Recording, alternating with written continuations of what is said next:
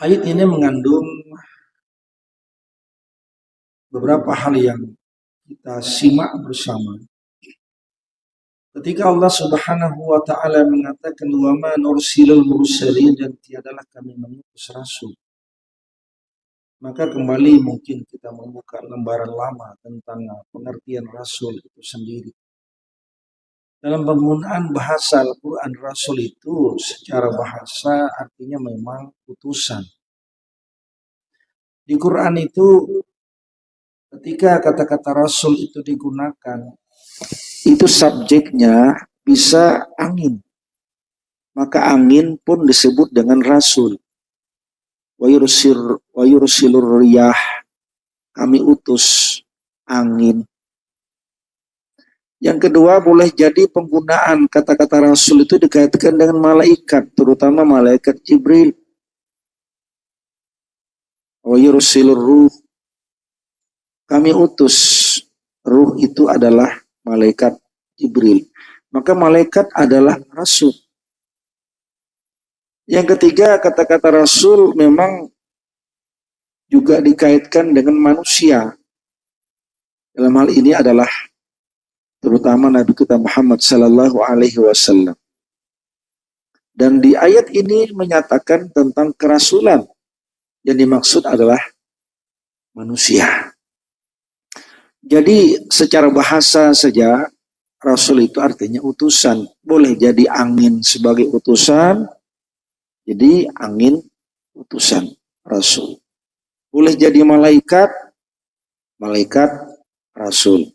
Boleh jadi manusia, manusia rasul. Bahkan saya punya nama, teman saya punya nama, bernama Rasul. Ada atau tidak di Tabang sana. Ini kebaikan saja kita sebutkan. Nama sudah Rasul. Tapi dalam pengertian bahasa. Karena selain pengertian bahasa, itu ada yang disebut dengan pengertian istilah atau pengertian syar'inya. Jadi kalau angin disebut rasul, itu hanya bahasa, bukan syar'i. Kalau malaikat itu rasul, itu hanya bahasa saja, bukan syar'i. Kalau teman tadi bernama rasul, itu bahasa saja, bukan maknanya secara syar'i atau istilahi. Karena makna istilahi rasul itu adalah dia seorang manusia pilihan Allah yang kemudian mendapatkan wahyu. Itu inti rasul dalam pengertian syar'i atau istilahi. Dengan demikian, mun ada orang mengaku rasul dalam pengertian syar'i, maka patut dipertanyakan, sudah dapat wahyu belum? Kalau tidak ada wahyu yang menyertai kerasulan, maka batal pengakuan kerasulannya. Karena rasul itu pilihan Allah dengan cara Allah memberikan wahyu kepadanya. Itu syaratnya. Kaum muslimin rahimakumullah, di Quran itu kan ada banyak yang Allah ceritakan.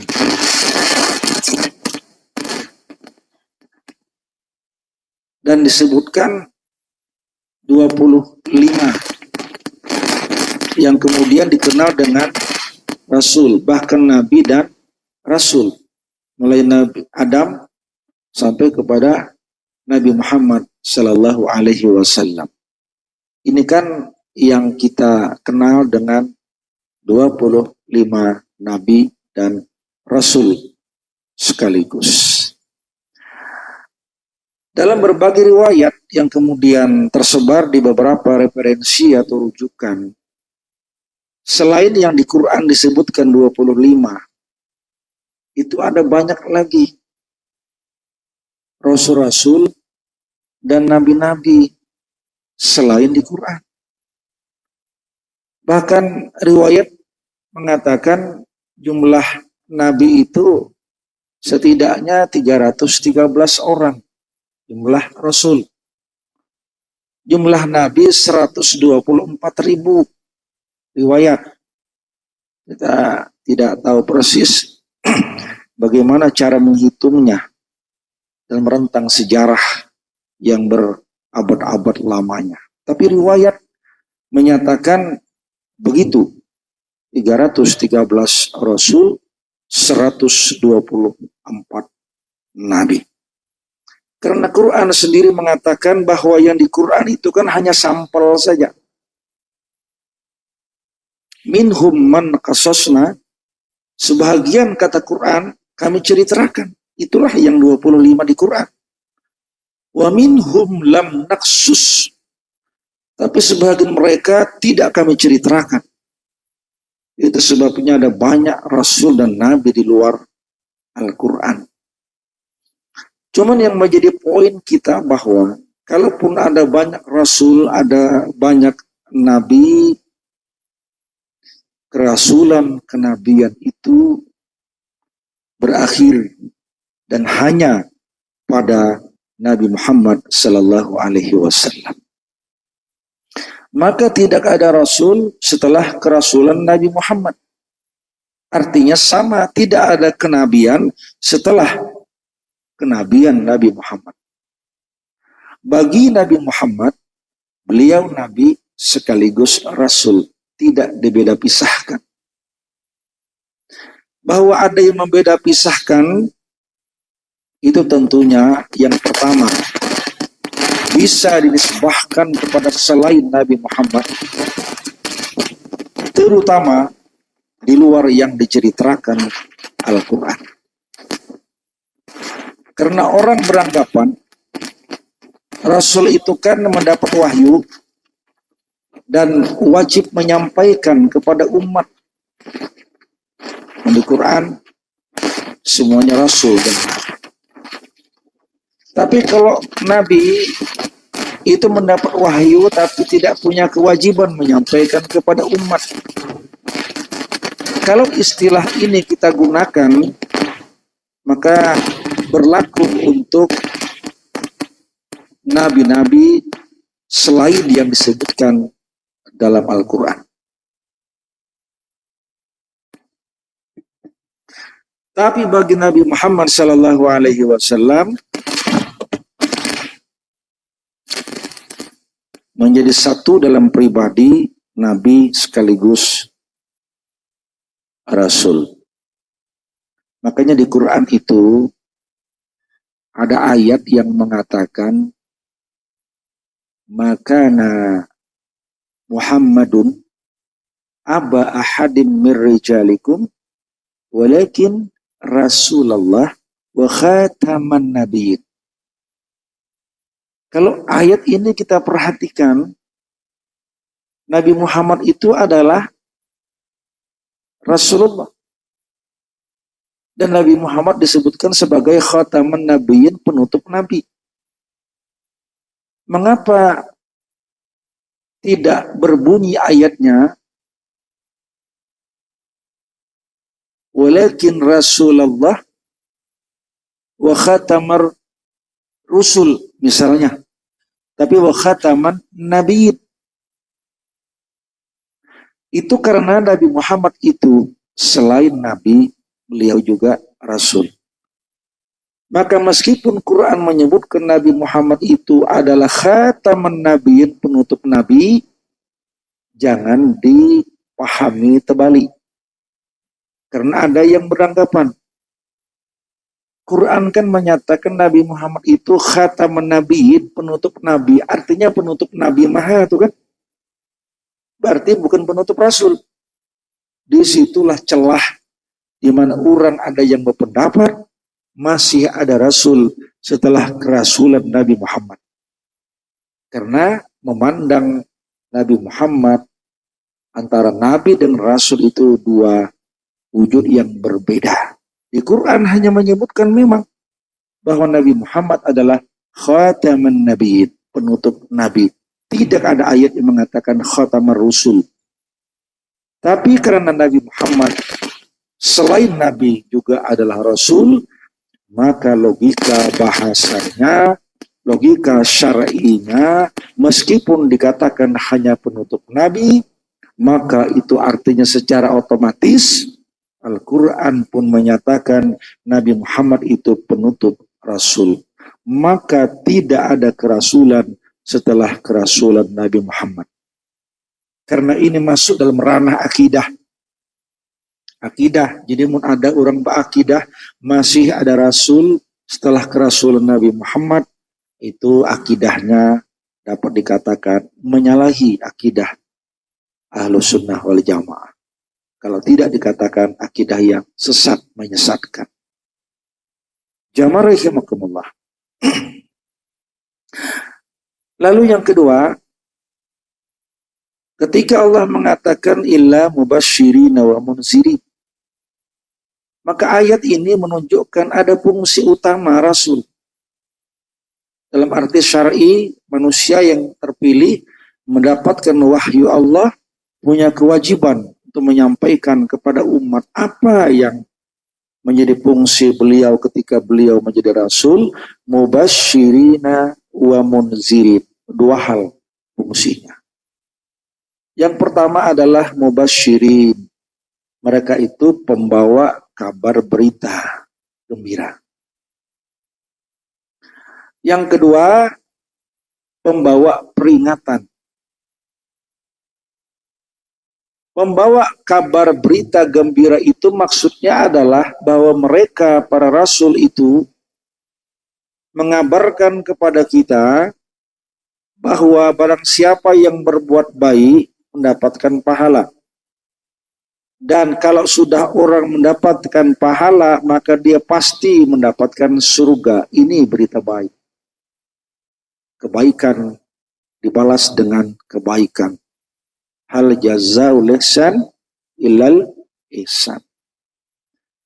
Lalu fungsi yang kedua adalah memberi peringatan. Apa maknanya? Rasul itu datang memberikan peringatan kepada kita, mewanti-wanti, mewaspadai kita, hati-hati. Karena barang siapa yang berbuat jahat, berbuat dosa, ia akan mendapatkan balasan berupa neraka dan azab yang sangat pedih. Ini peringatan keras. Makanya di ayat yang lain Quran mengatakan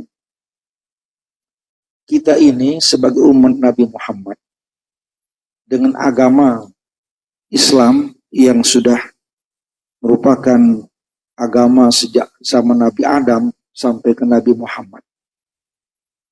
Kita ini merupakan umat yang paling baik di antara umat-umat yang lain. Umat Nabi Muhammad. Di mana letak keutamaan dan kehebatan umat Nabi Muhammad ini? Karena umat kita, umat Nabi Muhammad ini umat yang dinyatakan Quran sebagai umat yang terbaik. Karena kita diperintahkan sekaligus diperingatkan. Kuntum khaira ummatin ukhrijat linnas. Kita ini umat terbaik. Ta'muruna bil ma'ruf. Kebaikan kita itu karena Allah memerintahkan kita untuk melakukan kebaikan dan suruh orang melakukan kebaikan. Memerintahkan kita melakukan kebaikan dan suruh orang lain, ajak orang lain melakukan kebaikan, hal yang sama. Tapi bersamaan dengan itu Allah juga memperingatkan ta'muruna bil ma'ruf wa tanhauna 'anil munkar.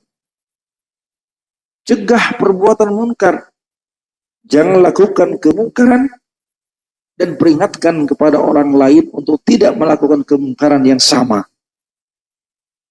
Maka terjadi keseimbangan antara perintah untuk melakukan kebaikan, tapi jangan lupa lakukan larangan. Jangan sampai melakukan pelanggaran, dosa, serta kemaksiatan. Itulah letak kesempurnaan umat ini. Ya rahimakumullah. Kalau kita amati lagi rangkaian kalimat ini, illa mubasyirina wa munzil. Tugas Rasul itu kan memberikan kabar baik dan memberikan peringatan tentang hal yang buruk. Ayat yang tadi juga mengatakan perintahkan yang baik dan cegah yang buruk. Maka intinya bahwa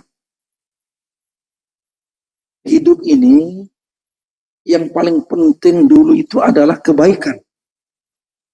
Dahulukan kebaikannya. Baru kemudian tinggalkan keburukannya. Kenapa ini menjadi rangkaian yang penting untuk dicermati dan rahasia hikmah Al-Quran? Karena ada para ulama mengatakan bahwa sesungguhnya hakikat daripada hidup ini adalah kebaikan itu sendiri. Bukankah Allah itu maha baik? Dan bukankah Allah menciptakan makhluk sebagai makhluk yang terbaik? Maka yang dikehendaki itu adalah kebaikan, bukan keburukan.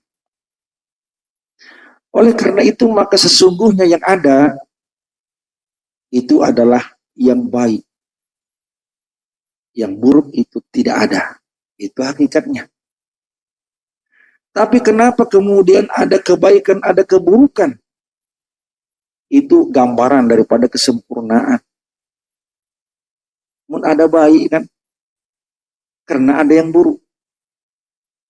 Kenapa orang buruk? Karena ada yang baik. Itu sama dengan iman dengan kafir. Kenapa ada orang beriman? Karena ada orang kafir. Kenapa ada kafir? Karena ada orang beriman. Dalam bahasa keseharian, tergambar pula. Menada orang kaya. Kenapa disebut dengan kaya? Karena ada orang miskin. Kenapa disebut dengan miskin? Karena ada orang kaya. Karena kalau tidak ada satu yang paling utama, yaitu kebaikan, kekayaan, itu tidak akan ada keburukan dan kemiskinan. Jazakumullah. Kalau begitu, iman sebagai puncak kebaikan itu ada karena lawan daripada kafir sebagai puncak keburukan. Maka yang ada itu iman. Ketika orang kafir, maknanya ketiadaan iman. Nah, sedikit bahasanya nih. Sama dengan orang kaya. Sesungguhnya hakikat yang ada itu kaya. Manusia ini kaya galanya. Hakikatnya. Lalu kenapa ada istilah muncul dengan orang miskin? Itu karena ketiadaan kaya. Baru istilahnya muncul. Tapi intinya kayanya, Pak. Ketika ketiadaan kaya, maka miskin. Sama juga dengan terang, dengan gelap. Hakikat yang ada itu terang. Gelap itu mendiada. Tapi kenapa ada istilah gelap? Istilah gelap itu muncul karena ketiadaan terang. Hakikat yang ada adalah terang itu sendiri. Namun kita tarik ke dalam ranah keilmuan sains modern. Yang menjadi wujud yang ada itu kan terang. Dan itu adalah simbol daripada cahaya. Maka kalau orang ingin meneliti, yang diteliti adalah cahaya yang menimbulkan terang. Orang tidak bisa meneliti kegelapan karena mendiada, Pak. Bisa jauh-jauh. Kita isi kamera. Kamera HP. Kalau kita bertanya tentang resolusi kamera,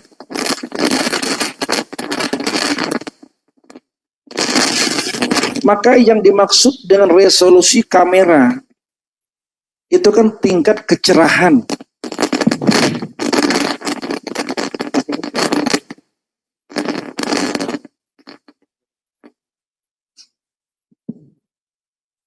Iya. Kenapa kemudian orang bertanya berapa resolusi dari kamera HP yang kita miliki? Itu yang ditanya adalah tingkat kecerahan cahaya. Tidak ada kamera HP resolusi kegelapan. Ada, Pak. Di payu HP yang kecerahannya bukan pada keterangan cahaya tapi kegelapan. Itu nyata bahwa itu menunjukkan hakikat yang ada itu terang. Dan hakikat daripada kehidupan adalah kebaikan. Maka dahulukanlah kebaikan. Jamaah rahimakumullah. Maka susunan ayat ini dahulukan kebaikan baru kemudian keburukan itu memang punya logika yang masuk akal. Dan ini terbawa ke dalam metode bagaimana orang berdakwah. Jadi Quran itu simbol daripada metode dakwah. Jadi mun orang tidak berdakwah, lakukan kebaikan. Dahulukan kebaikan, baru kemudian keburukan untuk kita larang. Kebaikan itu bila kita lakukan, pada saat kita melakukan kebaikan, tidak mungkin orang melakukan kejahatan. Iya, pada saat yang sama, orang melakukan kebaikan, dia mungkin pada saat yang bersamaan dia melakukan kejahatan. Kapan dia melakukan kejahatan? Saat dia meninggalkan kebaikan.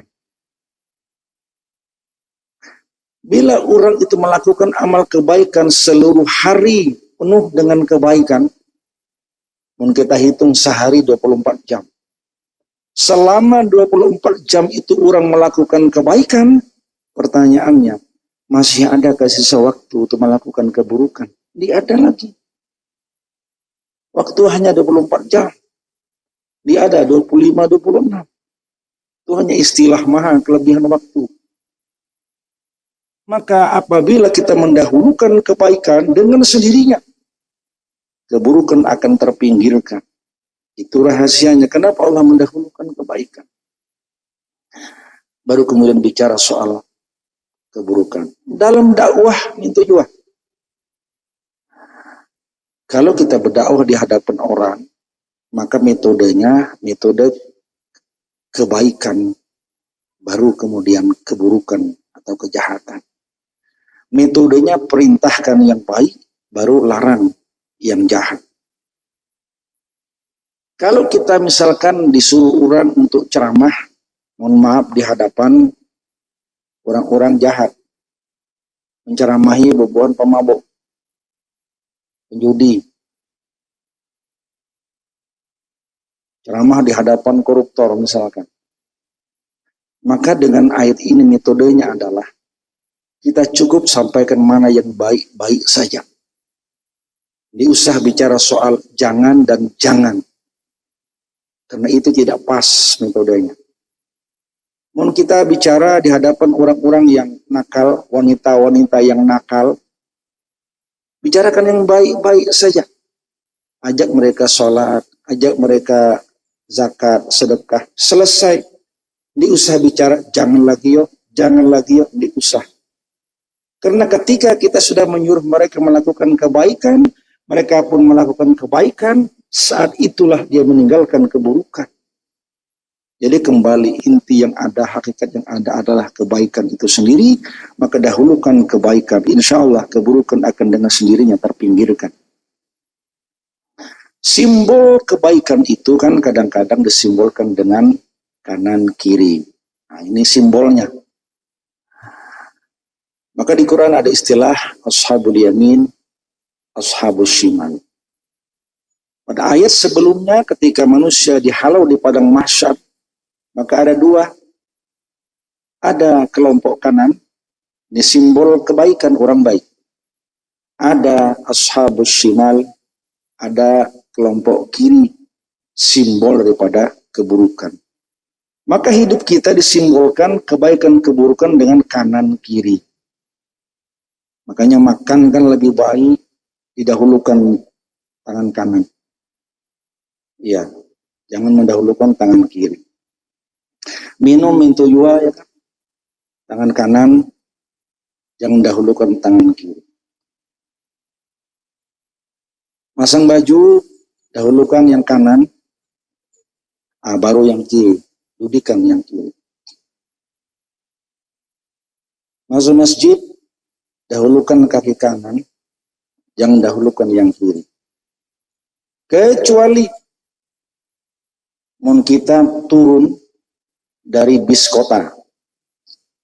Ya, di pengalaman naik turun di bis kota, ya, angkot Jakarta, Surabaya yang padat. Itu jangan sekali-kali turun dengan mendahulukan kaki kanan, Pak.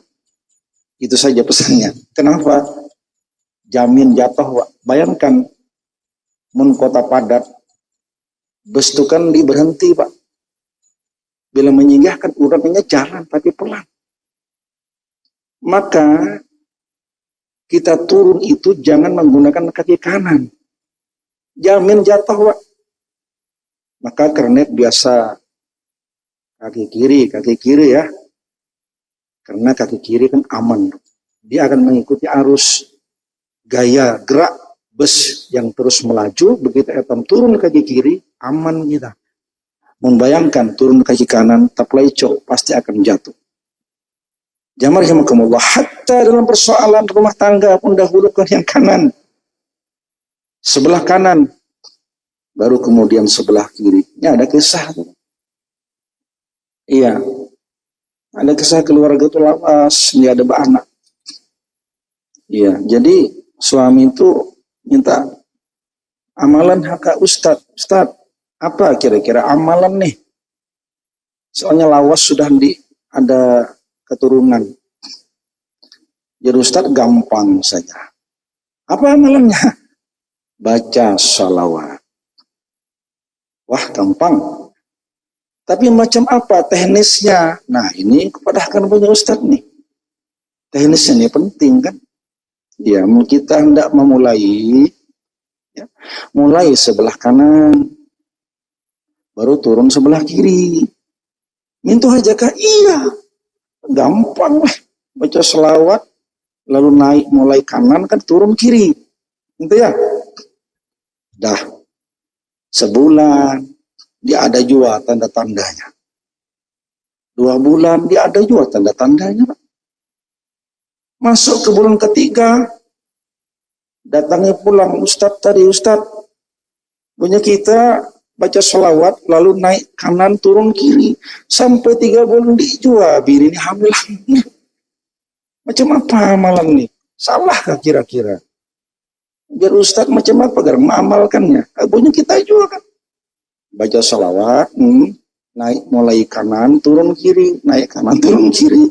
Itu hak masalahnya. Yang jadi masalah naik kanan, sebelah kanan, sebelum turun kiri, berhenti di. Itu masalahnya. Dan di tumaninah di tengahnya. Itu maksudnya. Betul kayak itu, jadi Ustadz macam apa hendak beranak. Itu artinya salah teknisnya. Bujur aja, baca salawat tuh bujur, ya kan? Mulai sebelah kanan, turun kiri bujur juga. Cuman teknisnya ada yang kurang. Sebelum turun ke sebelah kiri, betul maknina hak setrumat.